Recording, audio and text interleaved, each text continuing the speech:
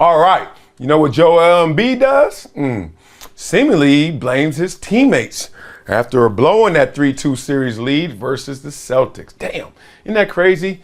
You get the 3 and all you need is one more and you end up letting them get 2 and it's a wrap. That's how the game goes. So let's talk about what Embiid said after the game. He said, quote, me and James Harden, me and James, we just can't win alone. Yeah, that's the voice I hear. That's why basketball is played 5-on-5. 1, 2, 3, 4, 5. We just need everybody to just try to keep finding ways to get better. I found that really interesting. Did y'all watch the game like I watched the game? I don't know. Sometimes you're watching the game and you're like, did I see what I just saw? Do I believe my eyes, or these are my lying eyes I should believe? Check the stat sheet. Tobias Harris, Tyrese Maxey, and PJ Tucker all outscored James Harden in the game. That elimination game on top of that. So Harden, he started the series off so well too. And then, the game 1 win, and then, Embiid comes back and the blowout, but you're like, Harden was like, hey, ain't my team, it's Embiid's team. Then the next thing, next game, he goes out there and balls again. You're like, damn, James Harden back. But all of those playoff woes that we thought may be behind him, this elimination game right here, you get outscored by PJ Tucker. You already know how that's going to go. And Maxey and Harris outscored your boy Embiid, who was up at the podium blaming his teammates. Come on, man. This is crazy. All right, so Embiid, let me give y'all some context. Averaged 33 points a game in the regular season, but only 23 points a game in the playoffs. That drop-off is the largest by that year's MVP in NBA history. Oh, here we go. Yeah, so everyone who's won an MVP then went to the playoffs. Whatever they averaged in the regular season and what they averaged in the postseason, no one had a greater gap than you, Joel Embiid, and you are the one at the podium saying everyone else must find ways to get better. All right. So, Sixers have lost their last 3 Game 7s, as we know. Doc Rivers in the building. Damn, I love me some Doc. That's my guy. But damn it, I don't know how to coach in a Game 7. I always lose the Game 7s. Woo! That's his NBA record, and this is not the record you want. Nope. You'd rather have an 8-track or a CD. Not this record. 10th Game 7 loss. No other head coach has more than 5 Game 7 losses. You can look at that 2 ways. You'd be like, damn, at least he getting there a lot. But then you also be like, damn, when you get there, it ain't good. It's all bad, right? So for the Sixers led for most of the first half. We saw that. And then in the second half, which is a coaching adjustment half, you go into there in halftime. Hey guys, put the Gatorade down right now. Go use the bathroom, okay? No more oranges. Listen, I need eyes. We're going to do this, this, and this. Whatever they said in the Boston locker room was way better than what they said in that Philadelphia locker room. All right, so Doc Rivers intends to return next season.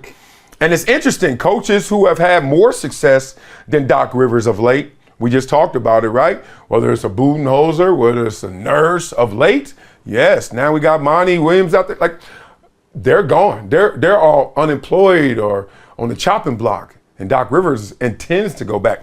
Not asking for his job, not asking for his head, but I'm saying, is he safe in Philadelphia? Y'all tell me in the comments. He has 2 years left on his contract, and James Harden is yet to even think about his future, all right? So Embiid didn't blame Doc. He didn't blame the coaching. He said, Coach has been fantastic, and he's done a great job, in my opinion. All right. So this is the 3rd straight year we've seen the Sixers get to the same point. Conference semifinals.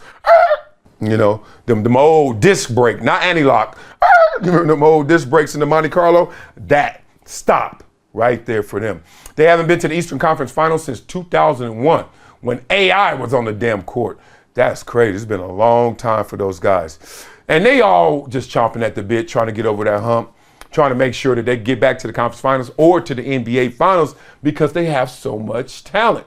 All right, let's talk about it. James Harden, they kind of sniffed that him and Doc Rivers, I don't know, may not be on the best of terms. So they directly asked James Harden about it. And Harden simply said, about their relationship. Our relationship is okay. Now, this is a moment where you can either be direct or you can be passive aggressive and then let everybody else speculate, right? And James Harden certainly wants us to speculate. What does okay sound like? Oh, you and your girl cool? Yeah, we okay. What'd you say? Y'all breaking up? It's like, whoa. Oh, man, we know James Harden got some money out there, and he has some money here. $35.6 million option to stay if he wants to, or he can decline and become an unrestricted free agent. Is James Harden worth more than $35 million on the open market? T-to-lead. Yep. He gonna get 35. Oh, I think he's going to get more than 35. It's just where and does he want to leave? That's the conversation. What y'all think? Think he'll get more than 35? Hell yeah. All right. That game right there, that series right there. Woo, they had Boston on the rope. But Boston doesn't have the heart of a champion because this group hasn't won a championship. But they have been contenders. So being that close and scratching at it, you knew they weren't going to go out easy, right? So in a game 7, you just had to expect, even that second half, they was going to come out and fight. And the only other thing about it, a side note, is when Jaylen Brown had that technical at first, when he went to the sideline and dude tried to grab him, hey, bruh, you know there are cameras everywhere. Like, it almost reminds me of people that be trying to do like robberies and stuff, forgetting like, yo, it's a camera right there. Like, you know, when Willie McGinnis got into it, my homie, I'm so sorry that happened. Oh, that's so disappointed in that. But yo, there's a camera right there, big dog. Like, this dude grabbed his knee, grabbed his manhood too, accidentally probably. But then he grabbed his knee and didn't go act like, what'd it do? Man, I'm glad they got that one right. So crazy in Philadelphia right now. The city with the cracked Liberty Bell is now going to have a crack in terms of their organization. How are they ever going to close this gap and get all that they need out of all of that talent? Doesn't look like this unit is going to do it as is, intact. Maybe they're going to have to make some drastic changes. Something's got to give. But your MVP got to give you more. So when you're in a situation like this, Embiid, just stick to the locker room adage, which is when we win, it is we. When we lose, it is me. That would have saved you in this moment.